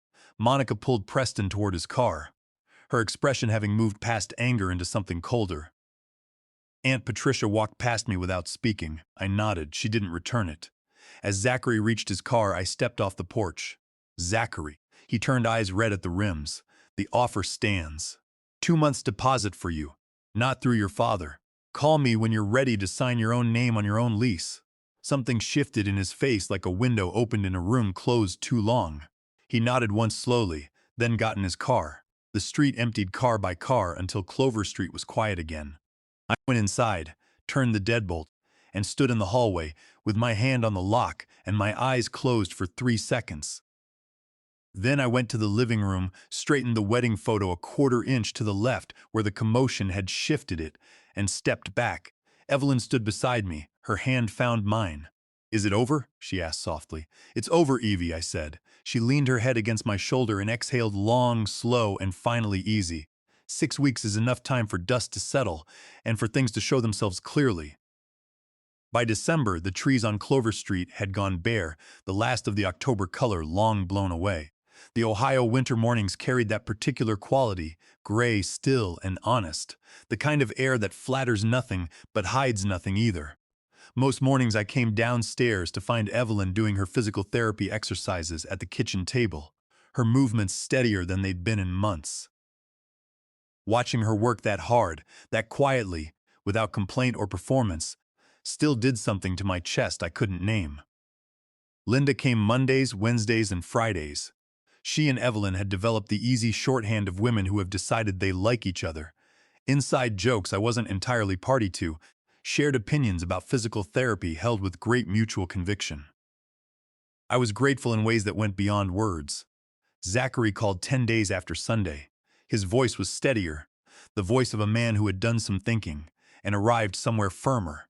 He'd found a 2-bedroom apartment near the boys' school. Hannah liked it. He wanted to take me up on the offer if it still stood. "It stands," I said. I transferred the deposit that afternoon, 2 months directly to Zachary. No intermediary, no Preston. 20 minutes later his text arrived. "Thank you, Grandpa. I mean it." I read it twice, then went to check on the birch tree in the backyard. It didn't need checking, but I needed somewhere to put the feeling. Preston had filed for bankruptcy in October. I learned this through Aunt Patricia, who called once in November. Not to apologize, not to relitigate Sunday, but in the careful voice of a woman taking stock of what she'd been part of. The dealership had let him go over business account irregularities. I already knew more about than she did, but didn't say so. She said the boys were adjusting. I told her I was glad they were managing. I meant it. One evening in late November, Evelyn and I sat at the kitchen table after dinner. The December dark settled outside the kitchen light, doing what kitchen light does in winter, making everything inside look warmer than the world deserves. She looked at me and asked the question I'd been waiting for. "Gordon," she said quietly, "do you still love him?" I thought about Preston, the boy with the bicycle, the man with the U-Haul folder, the face on my front walk with tears running down it, crying, not for what he'd done, but for what he'd lost. "He's my son," I said. Evelyn shook her head gently. "That's not what I asked." "Yes," I said, "I do. And loving him doesn't mean handing him a key to something he would have used to hurt you. Those have never been the same thing, Evie." She nodded slowly, the certain nod of a woman who needed to hear it, said aloud, even though she already knew the answer. I went to the living room. The wedding photo hung above the fireplace where it had belonged for 31 years. Evelyn laughing at something past the camera's left edge, me looking at her instead of the lens. I took the trust document summary from my shirt pocket and tucked it behind the glass below the image. Invisible unless you knew to look, but permanent. Preston had wanted the paper. He had never understood the house. Evelyn called from the kitchen, the sugar bowl on the top shelf, the one with both handles still intact after 31 years. I got it for her. She looked up and smiled, warm, private, entirely hers. "Sit down." "Gordon," she said, "your tea's getting cold." I sat down. The house held us solidly without ceremony. The way things hold when they were built to last. If you have spent your life making room for people who treat your generosity as entitlement, hear me from my kitchen table on a December evening. The deed to your own life already has your name on it. You don't need anyone's permission to act like it does. People have called what I did revenge, a family justice story. They say a father who finally pushed back. Maybe that's what it looks like, from the outside. But sitting here in my kitchen in December, I don't feel like a man who won something. I feel like a man who stopped losing something he should never have been losing in the first place. Here is what I wish someone had told me 40 years ago, and what I'm telling you now so you don't have to learn it the way I did. Don't wait. Don't keep making room for people who have never once made room for you. Don't confuse being needed with being loved. I made that mistake for decades, and it nearly cost Evelyn the roof over her head and the grab bars on her bathroom wall. I believe God gives every person a name on something, a life, a home, a purpose, and it is not humility to let someone else erase it. It is just loss. If there is family justice in my story, it isn't in the trust document, or the locked door, or the look on Preston's face when Lawrence finished reading. It's in Evelyn sitting across from me at this table, both hands around her tea, in her own home. That is the only justice that ever mattered. My personal opinion. A parent's love is not a blank check. You can love your child completely and still refuse to fund their worst instincts. Those two things are not in conflict. They never were. This is a story about revenge. Dad, call it what you like. I call it a man who learned too late, but not too late enough that the deed to your own life was always in your name. If something in these 18 chapters stayed with you, leave it in the comments. I read every word. If someone you know is carrying this same weight, share this with them. And if you want to hear the rest of what this family taught me, subscribe and stay close. The next chapter is already waiting. Thank you truly for staying with me all the way to the end of this. And one more thing before you go. The stories ahead contain some fictionalized elements built with one purpose, only to illuminate something true about the human heart. If that's not the kind of content you're looking for, I respect that completely. Step away, find what suits you, and take good care of yourself. For those of you staying, I'll see you in the next one. Lawrence explained that Preston's actions clearly fell under California Welfare and Institutions Code. Paragraph 15.6.1030, known as elder financial abuse, since he was trying to wrongfully acquire my property through deceptive assessments and undue influence. Moreover, forging any signature on title documents would immediately trigger California Penal Code Section 470 for forgery. Furthermore, Lawrence informed me of the dissipation of marital assets doctrine, explaining how such schemes could be handled if he tried to hide assets from his spouse, and we even discussed the infidelity clause in a prenuptial agreement. Though that didn't apply directly here, it was part of his overall strategy to legally isolate Preston.